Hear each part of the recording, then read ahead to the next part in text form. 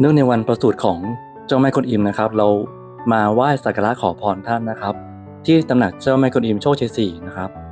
เราก็มีการบูชาด้วยเทียนกำยานนะครับแล้วก็น้ำมันก็จะเป็นการจุดเทียนนะครับแล้วก็กำยานในแต่ละจุดนะครับให้ครบทั้ง4ทิศจุดเทียนแล้วก็กำยานแล้วก็เอาไปวางไว้ในกระถางธูปนะครับอธิษฐานแล้วก็นำกำยานใส่กระถางธูปนี้นะครับ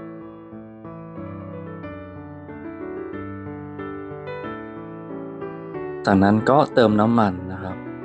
น้ำมันก็ยังไม่ต้องเทให้หมดนะครับเพราะจะเทให้ครบ4ทิศเลย